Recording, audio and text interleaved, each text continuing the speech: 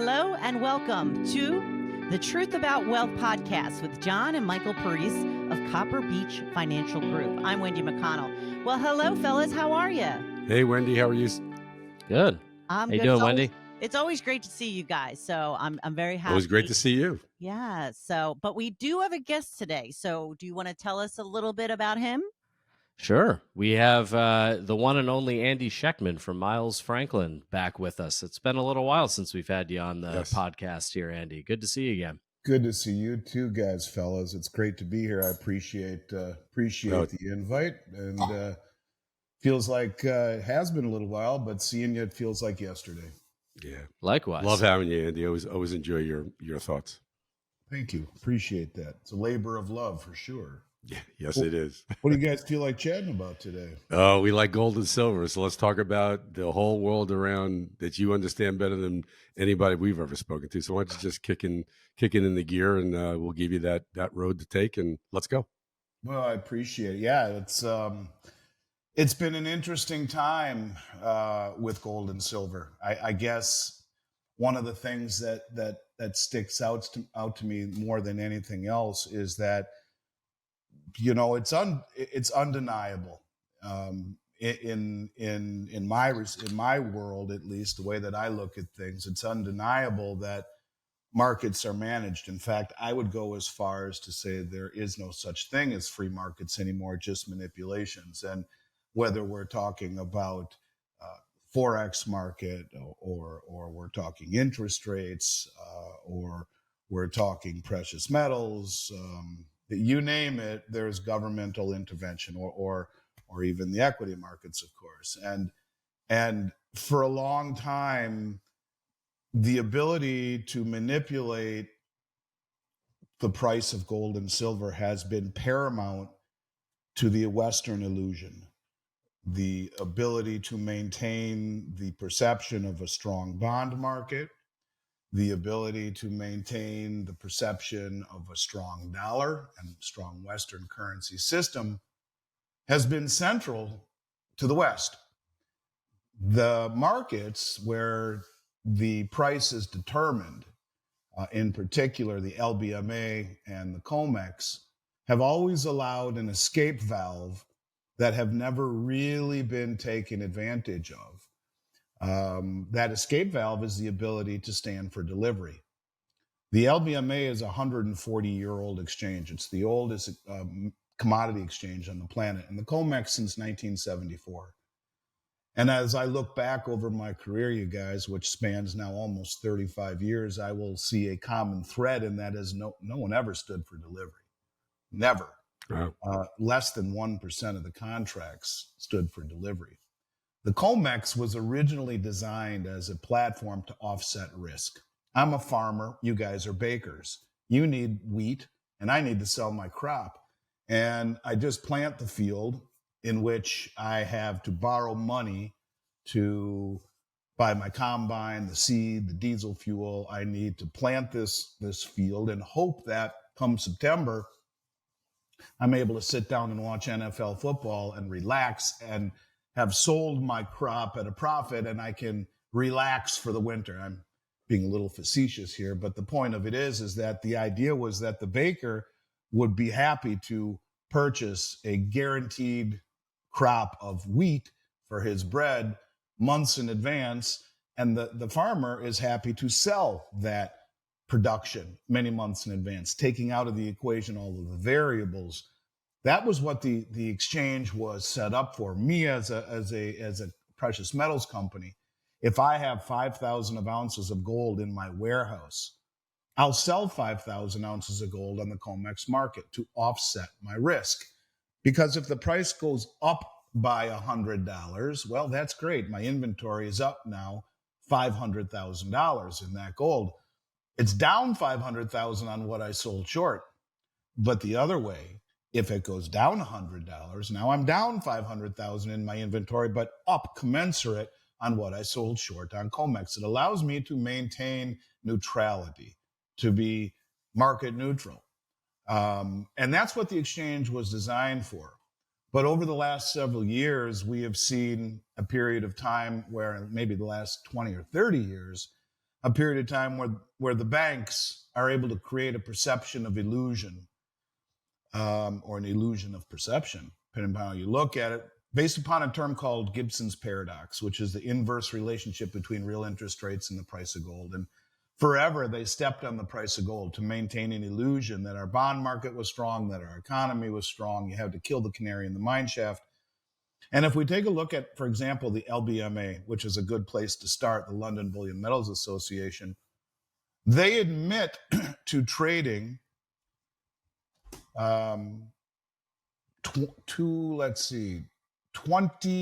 roughly 20 million ounces of gold per day. And they also admit to trading 290 million ounces of silver per day.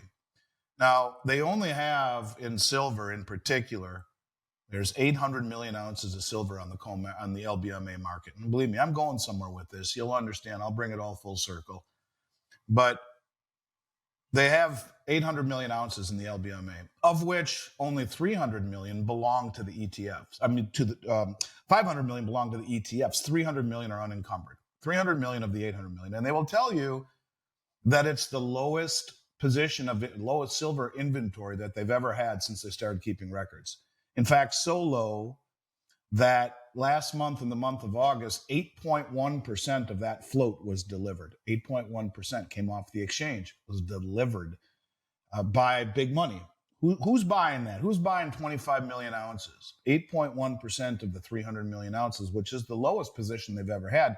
But anyways, going back to those numbers they say they trade, they also admit that those numbers are 10 times understated because they only post the final settlement numbers.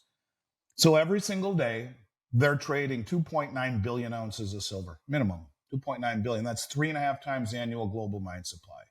And as much as 200 million ounces of gold per day, every day, of which over 90+% of those contracts are paper-based contracts.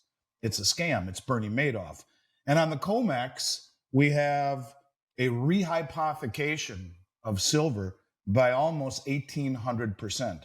Meaning everyone who thinks they own a contract of 5 1,000-ounce silver bars, if they're lucky, 17 would be paid cash, 1 would get their metal, and a force majeure would be enacted, which is a default in essence. And so what you end up seeing around the globe in terms of price setting is that the West has created an illusion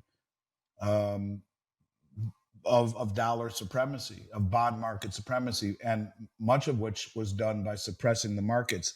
And over the years, none of these countries, like India, like China, like Russia, like Saudi Arabia, none of them were sophisticated enough or coordinated enough or wealthy enough or motivated enough to stand for delivery.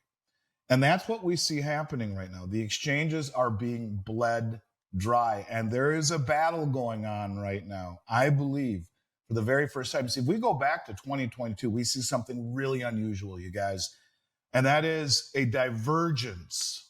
For the first time in my career, a divergence, a polar divergence, just like this, right?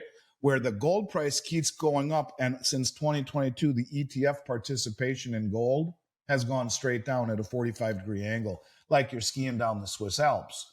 That coupled with a strong dollar and supposedly positive real yields. Now, I'm not going to get into the manipulation of all of the numbers that come out of the BS, the BLS, and the CPI, the CPI, or the readjustment of all of the employment numbers to the tune of 1 million jobs that we were wrong, sorry, quietly after the fact.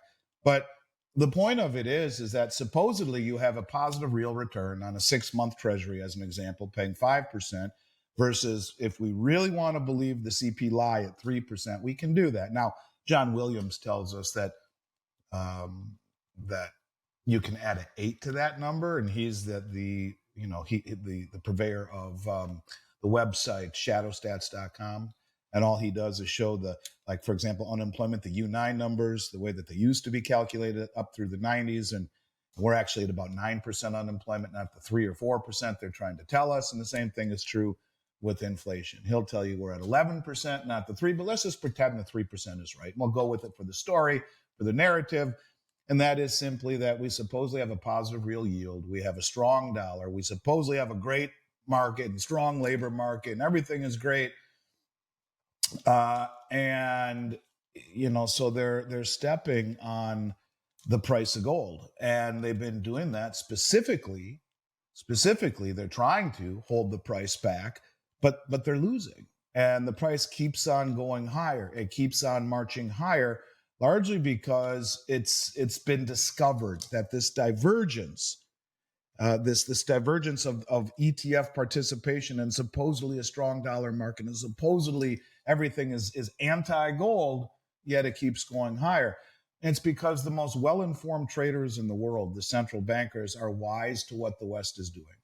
And like ninjutsu or jiu-jitsu, where you use your opponent's leverage against you, that's what they're doing. They're draining the world's exchanges. They're standing for delivery off of the COMEX. They're standing for delivery off of the LBMA. In terms of silver, I'm just going to, and gold, I'll read you some numbers that are somewhat shocking. India's imports this year in silver, as an example, last year they were 560 tons in the first 6 months of the year, which was a record year. So far in the first 6 months of this year, they're at 4,554 tons, up sevenfold. And when you talk about that kind of massive delivery, at the same time, I've done 2 interviews recently with mining executives. The last one with a man named Sean Kuhn, the CEO of Dolly Varden Silver, who confirmed what I heard in the interview before, in the conversation I had before with guys like Keith Neumeyer, the head of First Majestic Silver, that China is flying all around the world, in particular Latin America, and buying up all the unrefined silver, and buying it in concentrate and doré form. A doré bar is a bar that is crudely refined by the miner, and then before he sends it to the refiner. But China is paying up to double what the West will pay for these unrefined products. They don't come off of an exchange, and bang, they get shipped over to China in a very opaque manner. Most people don't know China is the second largest producer of silver in the world. And yet they're flying around the world and paying double what the West will for unrefined silver and sending it back to refine it. And as a side note about refining, we talk about this Green New Agenda. You know that China is responsible for refining 100% of all the rare earths last year? They mined, along with the rest of the Eurasian continent, about 85%. 100% were refined in China. We haven't really thought this deal out so well. But what we are seeing is a massive draining of the world's supply of both gold and silver, and it's coming off of the exchanges at a rate that should shock people. And yet we see the price of gold at all-time highs with virtually zero fanfare at a time when strong dollar, positive real yield, and ETF outflows. Now, what we've seen just recently, for the first time since 2022, our ETF inflows are starting to happen again. The large investor, the sophisticated investor, is wise to what is happening, perhaps, and is jumping back into the ETF market. At the same time, the Fed has decided to pivot by 50 basis points. And you add the American investor into this arena where it has shown tremendous strength, diverging from outflows and positive real yield and strong dollar for the last 2 years. And now you reverse that trend, I would say the potential is limitless. And what we have to understand about all of this is that we're seeing record participation by the ETFs, by the central banks, which are buying at levels the world has never seen. The first half of 2024 was the largest first 6 months ever in the history of central banking in terms of gold acquisition, only outpacing the first 6 months of last year. And it's not just silver that's being drawn down, by the way, out of London and the COMEX. The second quarter of 2024, we saw 10.6 million ounces of gold drawn out of the London market. And so you have massive money that continues to drain the exchanges, using the suppression of the Western paper market to run cover for it. And I think a lot of what gold is talking about has to do with the new settlement currency that has been announced by the BRICS, called the unit. And we can chat about that if you'd like. I can stop here and pause here for a moment and see if you guys would like to interject or have any questions.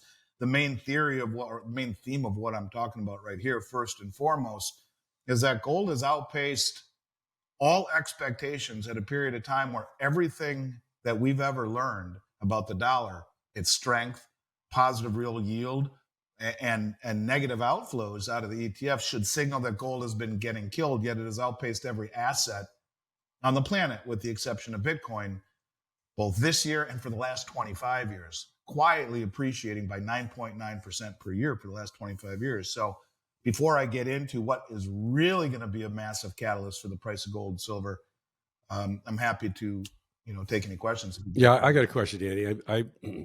Isn't it true that gold really hasn't gone up in price? It's really the currency devaluation that's a factor. Is that the case? Glad that you said that. And so I'm going to show you exactly how it works. Now I could pick any number.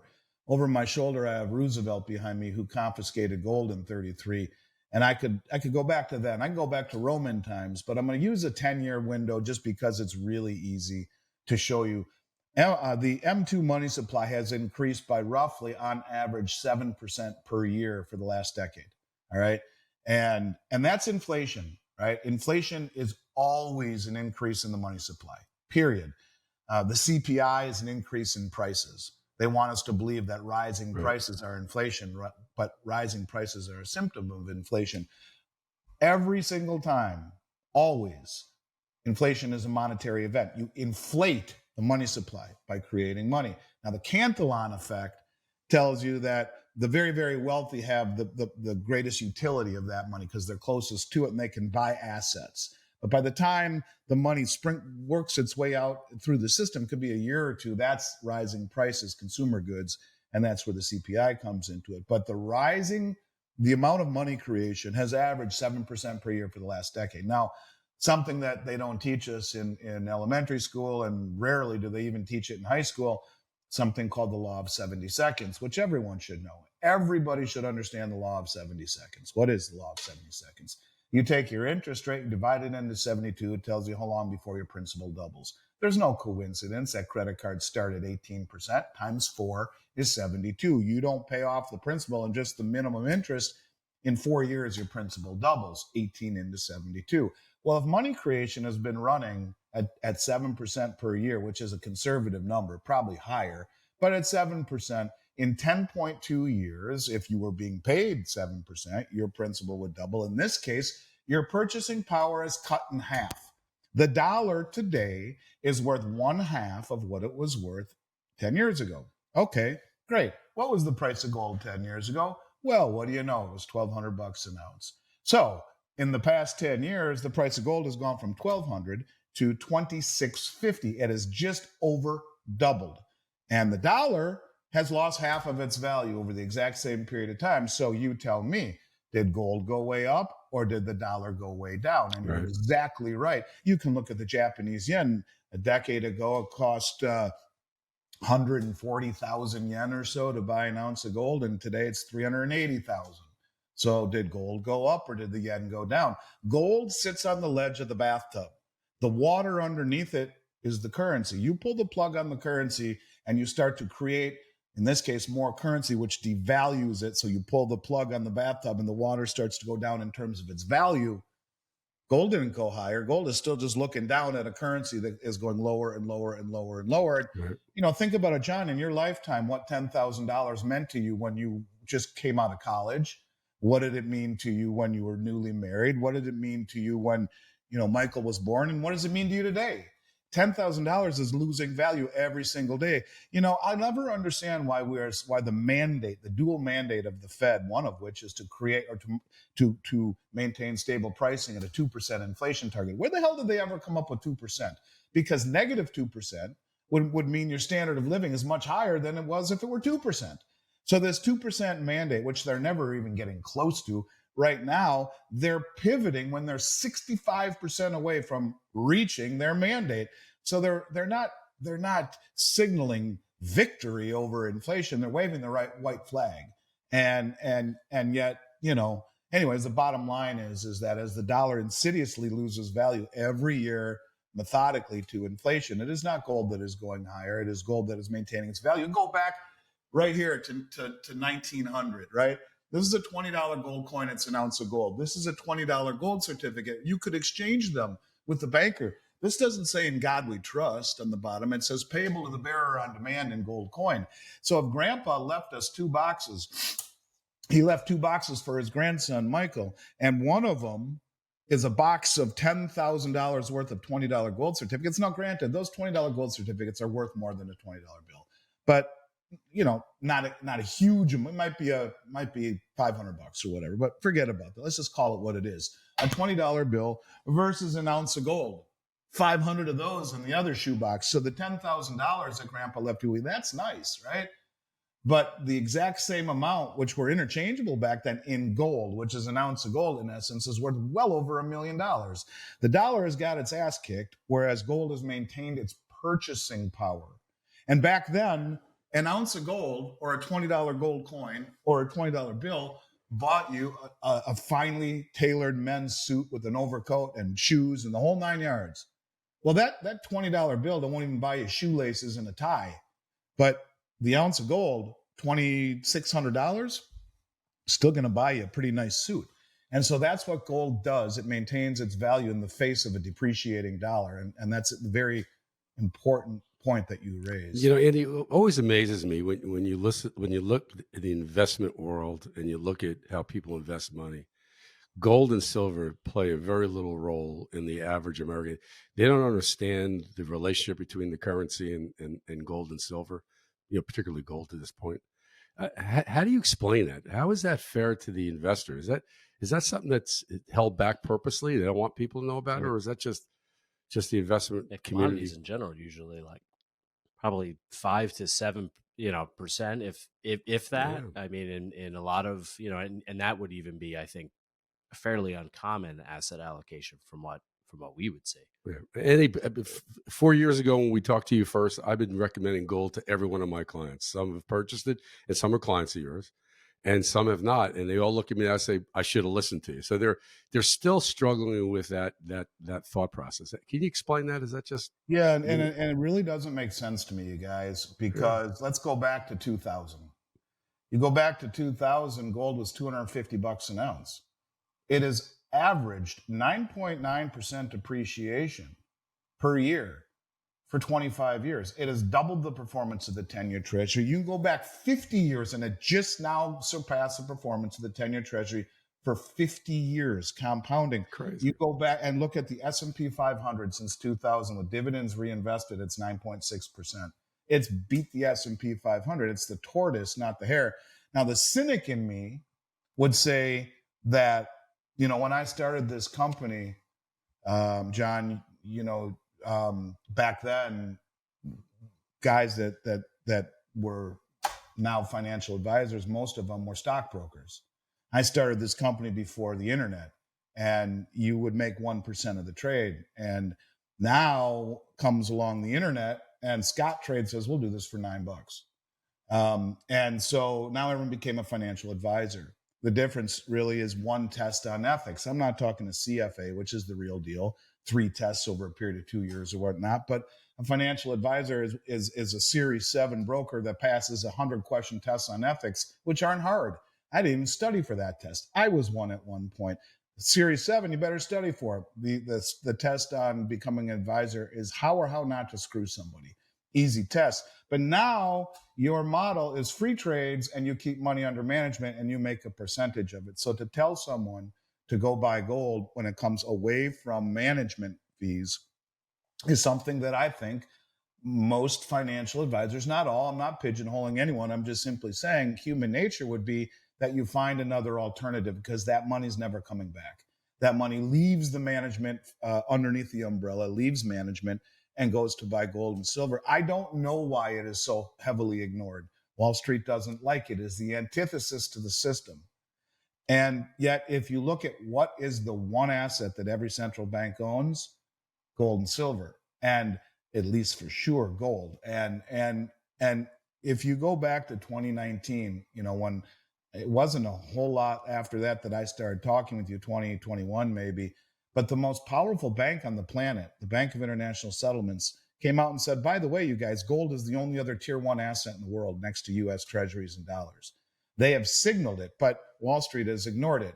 Yet it has outpaced all traditional assets. And probably the most important fact about owning gold that doesn't really get talked about enough is that it is an asset that is not simultaneously someone else's liability. You can talk about treasuries. We stole $5 billion in treasuries from the Russians. We stole them. Call it whatever the heck you want. We defaulted and we stole them. We can say to CNN, Janet Yellen can, we're okay with Xi Jinping and Putin being buddies in BRICS. Well, thank you, Madam Secretary. That's quite benevolent of you. But if Xi gives one penny to Putin's war machine, we will sanction their banks, their companies, and Beijing itself. But never mind the nearly $300 billion we've given the Ukraine with no congressional oversight, much of which Zelensky admits to being lost. And the Stinger missiles and the F-16 jets and the training of their pilots in the Arizona desert, forget about all of that because we're the world reserve currency. So this weaponization of the dollar and the treasury market, and the counterparty risk, the default risk that is becoming greater and greater and greater in a very over-leveraged environment, especially with the banks and undercapitalized, owning gold in your own possession is an asset that maintains no counterparty liability. And I think that is a huge, huge thing that needs to be spoken of and isn't factored into the equation enough. But any way you look at it, to me, it signals a lack of in fact, there's even a group called Ibbotson, IBBOTSON, that would just be completely and totally square with all of this and say, look, let's just be impartial. Ibbotson is owned by Morningstar, and they came out and said any portfolio that does not have gold and precious metals into it because it is the only asset class that is inversely correlated to the U.S. stock market, and I would argue, and to the U.S. dollar, does not perform as well as that one that does have it in it, and they have no dog in the fight. So I guess it's mostly out of self-interest and ignorance, I guess, more than anything, because it outperformed the S&P, it's outperformed the treasury market. Anything traditional is looking up to the tortoise who's sitting under the tree resting as the hare is limping across the finish line, gasping for air because of all of this volatility. In the end, gold wins the race. So I don't know. That's a good question. Yeah, before you jump into BRICS, because I'm fascinated with our discussions in the past with BRICS, to talk about the risk of losing our standing in the world as a currency. President Trump said something in one of his speeches that he won't let that happen. I'm not sure how much control a president would have in that regard, but how do you look at that? I mean, everyone's saying, well, the dollar can't go away. I don't know. I don't know if I fully understand the dynamics on how someone can say that, but maybe you could help us through that. Well, I think his thought process is flawed because he's talking about doing more sanctions to sanction countries that want to move away from the West. But that's what's gotten us into this problem to begin with. I think it's a term called logarithmic decay. Little by little by little by little, then all at once, the de-dollarization is unrefutable. You cannot refute the fact that the dollar is the dollar share of global reserves are less and less and less. And the treasuries, more important than the dollar itself, the treasury market is in a very dynamic way changing. It used to be China and Japan and Saudi Arabia and India, all of these countries were our creditors. China was at $3 trillion in treasury holdings. They're down to $700 billion. These countries are no longer rolling over their treasuries. Instead of just dumping them, they are letting them fall off their balance sheet. And they're being replaced with gold. Why? Because gold is the only other tier one asset in the world next to U.S. treasuries. Do you think that's a coincidence? 2, gold has doubled the performance of the 10-year treasury. 3, gold cannot be weaponized when held in your own possession. 4, if you look at the new BRICS currency, it speaks to the unit settlement currency, which was agreed upon in principle, which could very well be ratified next month in 3 weeks in October here in Russia, the BRICS meeting, a 40% gold backing deliverable upon request. And we can talk about this new unit currency. But the point of it is that the dollar has lost its hegemony.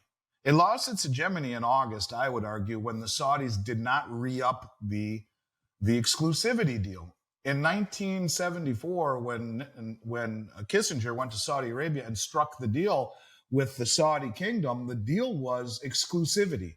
All oil would be priced in dollars, and any of the excess reserves would be recycled through U.S. treasuries. Saudi Arabia, at the 50th anniversary of that, said, well, we won't not take dollars, but we're not going to just take dollars. At the same time, these countries are selling treasuries and buying commodities, in particular gold. And so this is a process that is increasing, this de-dollarization. And I know it's not a word, but de-treasurization. These things are increasing in scope. And so little by little, we are seeing a move away from the dollar and into things that have demand. And when you realize that this country right now, you guys, is creating $100,000 worth of debt per second. 1, 2, 3, 4, and keep on going as far as you can until your fingers fall off. It's $1 trillion every 90 days. It took 200 years to do it the first time. And I'm always saying 1 trillion seconds ago, 31,688 years ago. We're destroying the value of the dollar. We have weaponized the dollar against countries who consider us to be completely hypocritical and tyrannical. And yet, maybe worse than all of it is what's happening back here at home. Because if we were still the country that people emulated and thought to themselves, geez, this is a place I want to risk everything to get to and have a better life, because there is a true immigration policy where you can immigrate and assimilate and contribute. There is fairness in the judicial system. It's not two-tiered. And there is a wonderful electoral system, the finest in the world. They used to say when countries were over 100% debt to GDP, they were a banana republic. We're at 123%. There has never been a country that's crossed 130 that hasn't outright defaulted or hyperinflated to get out of that problem. But at least we have election integrity and a judicial system that is not two-tiered. Well, maybe we don't. And that's the problem, is that whether you think we do or not, half the world thinks we don't. And we are not revered. And the lawlessness in the cities and the wokeness where you're defined not by your merit, but by your lifestyle. All of this stuff that makes you say, what the hell has happened to this country over the last few years is built into the problem. When you have a system that is built upon trust, it is no longer backed by anything but trust and the full faith and credit. Well, our credit, we are 35 trillion in debt and 200 trillion in unfunded liabilities. Medicare Part B is 99 trillion in the hole. Part D, the prescription, 22 trillion. Social Security, 77 trillion. We're broke. We're insolvent. We're hypocritical. And the world is pushing back. I don't want your dollars. I don't want your treasuries unless you jack up the interest rates. And then what happens to the whole system? Kaput. Yeah, Andy, let's jump into BRIC, because for people that aren't familiar with BRICS, can you kind of walk through what that is? And don't spend too much time on it, just what it is, why it was created, and what the end goal is for them. It's 18 years old now. It's originally, the acronym is Brazil, Russia, India, China, South Africa. Another 5 countries have joined: Iran, Ethiopia, Egypt, Saudi Arabia, United Arab Emirates. The key being, obviously, United Arab Emirates and Saudi Arabia. The BRICS meeting in October here in a few weeks is a big one. But if we go back just a few weeks ago, there was a meeting in Novograd, Russia, and 100+ nations attended. And 3 things came out of this meeting that were huge. The first is that 59 more countries have formally applied. That's what we learned first and foremost. 59 more countries have formally expressed interest in joining. And the second and third thing that we learned could reshape everything moving forward. And the reason I've been talking since you've known me, which is a few years now, about there being a common settlement or a common BRICS currency, which this is not. It's a common settlement currency. But the reason I've talked about a common currency is that Sergei Glaziev, the Eurasian Economic Union finance minister, has told us that's what BRICS will do. And it'll be a basket of commodities and a basket of currencies. Well, at the meeting, Dilma Rousseff came out and said that she had 2 meetings on the sidelines with Sergei Glaziev and Vladimir Putin. Dilma Rousseff is no small fry. Dilma Rousseff is the former president of Brazil and the head of the BRICS New Development Bank, which is similar to the World Bank. Anyways, she said, we've agreed in principle to a new settlement currency called the unit. And the unit will be traded over Project Enbridge. I'll get into this in a minute because it's really important. And the unit will be 40% gold backed, not a basket of currencies, but a basket of gold, which is what? The only other tier 1 reserve asset in the world, which has been accumulated by who? All the central banks. And I'm going to read something to you in a minute, which is very illuminating. But anyways, so Dilma said that we've agreed in principle to this, and we're going to have meetings here, which are going on right now in China as we speak, in order to help ratify it and roll it out in October. Now, whether or not they actually roll it out in October, we will see. But it is a basket of 40% gold and a basket of 60% BRICS plus currencies, with no more than 30% of any one currency dominating that basket of currencies, traded over Project Enbridge. Let's start with Project Enbridge for a moment. Been talking about Project Enbridge for 1.5 years. It is a cross-border payment system that was developed by China, Hong Kong, Thailand, and the United Arab Emirates. Saudi Arabia has become the 5th member of Project Enbridge as a full participant. The largest producer of oil in the world is now a 5th member. And by the way, during the G7 meeting in Italy, it coincided with this meeting in Novigrad where Dilma Rousseff told us all this stuff. Saudi Arabia was invited to the G7 meeting. The Crown Prince turned it down and instead sent his delegates to the BRICS meeting. And they come out and say, we've agreed to this in principle. So Project Enbridge is a cross-border payment system that allows countries to trade their own central bank digital currencies with one another, back and forth, and for whatever they want. So it'll be a digital yuan trading for a digital ruble, or a digital rupee trading with a digital rial, whatever it is. But Enbridge will not allow, the US dollar is not compatible with Enbridge, and it has no interference with the SWIFT system. The unit token, however, will be a settlement currency if I have too much in the way of digital yuan or digital rupee or digital ruble. And all of these countries, if you take the GDP of the world, you guys, 99% of the countries that comprise it have a CBDC in development or in operation. All of them will have it. And they will trade with one another outside the dollar using their local currencies. That way you have to maintain the integrity of your monetary house. You cannot let your own ecosystem go awry. You got to make sure your little economy is good. But if I want to settle for energy or a commodity, I can request the unit. Now, the unit will be 40% gold backed in kilobar form and 60% currency. And here's the interesting thing. If you look at just a simple Google search over the past 1.5 years, here are the countries that have repatriated their gold from the Bank of England to the New York Fed. And keep in mind, the Bank of England and the New York Fed is where everyone kept their gold to have direct access to the COMEX and the LBMA. In the last 1.5 years, Germany, Austria, Slovakia, Argentina, the Netherlands, Saudi Arabia, Hungary, Belgium, Egypt, Senegal, Romania, Nigeria, Poland, Ghana, India, Turkey, France, Siberia, Venezuela, Algeria, Cameroon, South Africa, Czechoslovakia, and the list goes on and on. India bought 1.5 times the amount of gold they bought all of last year, a record year. In the first 4 months of this year, brought it all home along with the 100 metric tons they've held at the Bank of England since 1991.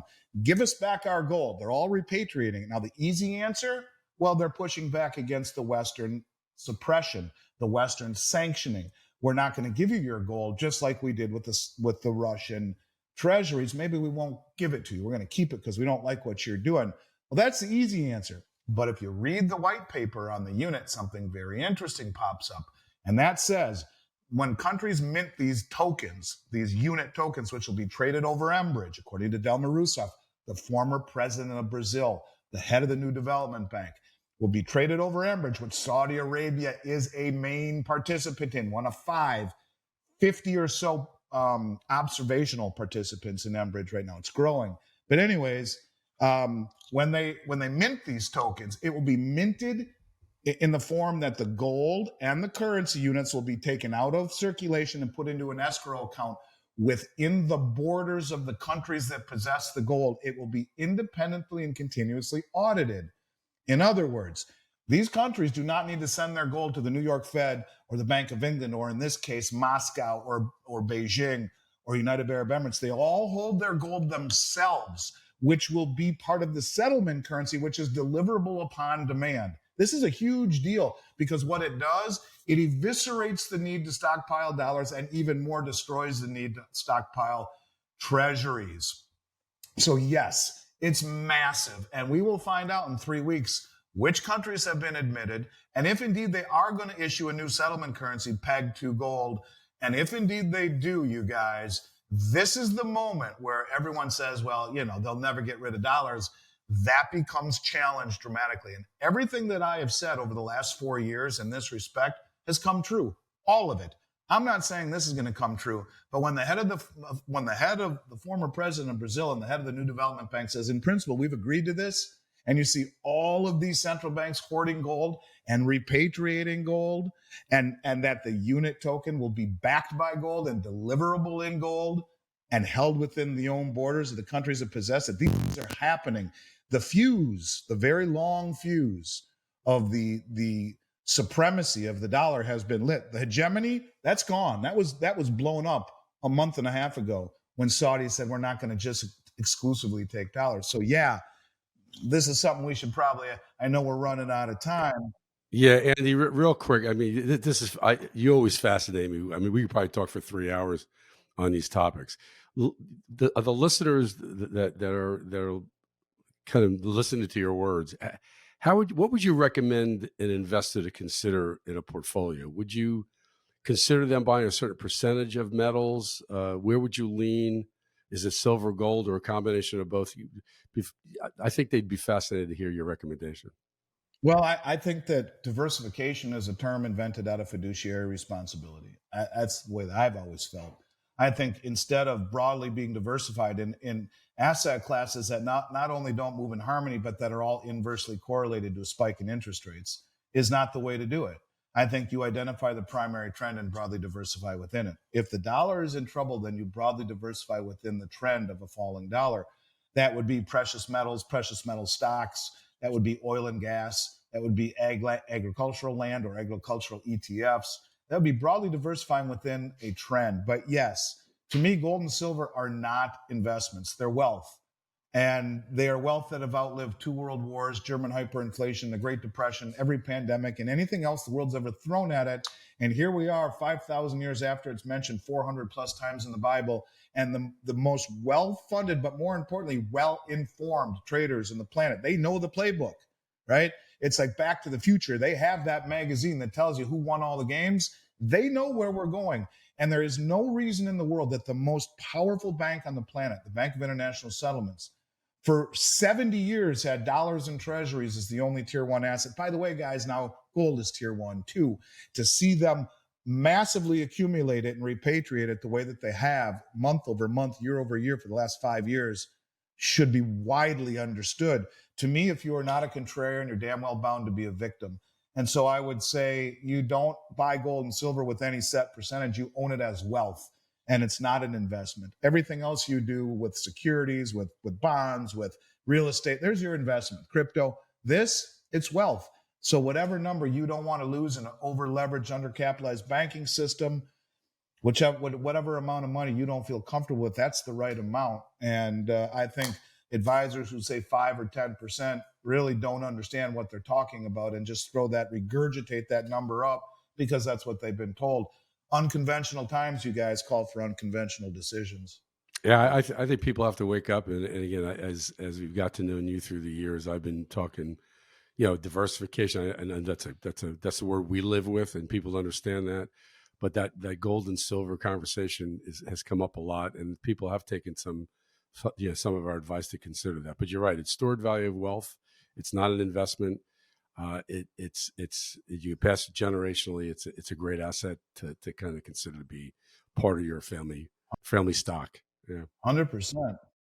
Michael, any thoughts? Michael? No, Andy, excuse me. Yeah, this was as always great. Awesome. I can go another 2 hours if you want. I know you can. Unfortunately. Hey, Wendy, what do you think? Can we push this? I'm just kidding, Wendy. I'm kidding. Yeah, well, I want to thank you, Andy, Always. again for your time. I know you although you do a lot of these, we always are very appreciative of you. No, you guys are two of the most class acts I've met in all of my dealings in almost 35 years. And wow. And Thank you, Andy. that's why I'm here, because you guys are both, and to the listeners out there, father and son duo here, John and Michael, are two of the most classy, respectful gentlemen that I have met in all of my travels in 35 years. So it's always an honor to be here. And I just say the word, I'm happy to pick up where we left off. Look, there's a Chinese curse, you guys. May we live in interesting times. We got the BRICS meeting in 3 weeks, followed by 2 weeks later, the biggest election in history. I'm going to leave you with one last thought,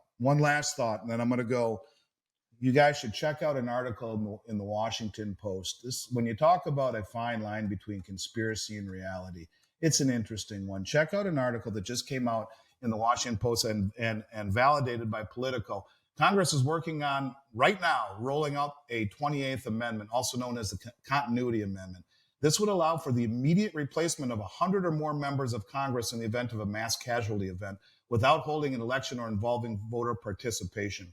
Now, what I want to know is, what the hell are they thinking about 40 days before the election? A mass casualty event. And this is a 28th Amendment where it's not easy to get an amendment to the Constitution at all. In fact, you need I don't know, like 3/4 of both sides of the House and the Senate to agree to it. Yep. Anyways, weird things that are happening. And between now and the election, I think it's going to be interesting time. So if you need me to jump back on, you won't have to twist my arm. I'd be happy to pick up where we left off anytime. It'd be our pleasure, Andy. Hey, listen, thanks so much, my friend. And always look forward to our next conversation. Likewise. Thanks, guys. All the best to you both. You too, All sir. right. Thank you, everyone, and thank you for listening today. Please like, follow, and share this podcast with your friends. Until next time. Thank you for listening to the Truth About Wealth podcast. Click the subscribe button below to be notified when new episodes become available. The information covered and posted represents the views and opinions of the guest and does not necessarily represent the views or opinions of Copper Beech Financial Group. The content has been made available for informational and educational purposes only. The content is not intended to be a substitute for professional investing advice. Always seek the advice of your financial advisor or other qualified financial service provider with any questions you may have regarding your investment planning. This material is for informational purposes only. Neither Osaic Wealth, Inc. nor its representatives provide tax, legal, or accounting advice. Please consult your own tax, legal, or accounting professional before making any decisions. Copper Beech is not affiliated with Osaic Wealth Incorporated. Securities and investment advisory services offered through Osaic Wealth Incorporated, member FINRA, SIPC. Additional advisory services offered through Copper Beech Financial Group. Osaic Wealth is separately owned, and other entities and/or marketing names, products, or services referenced here are independent of Osaic Wealth. These opinions are subject to change at any time without notice. Any comments or postings are provided for informational purposes only and do not constitute an offer or a recommendation to buy or sell securities or other financial instruments. Readers should conduct their own review and exercise judgment prior to investing. Investments are not guaranteed, involve risk, and may result in a loss of principal. Past performance does not guarantee future results. Investments are not suitable for all types of investors. Any opinion expressed in this forum is not the opinions of Osaic Wealth Incorporated and have not been reviewed by the firm for completeness or accuracy. Osaic Wealth Incorporated and Copper Beech Financial Group are not affiliated with any other named business entities mentioned.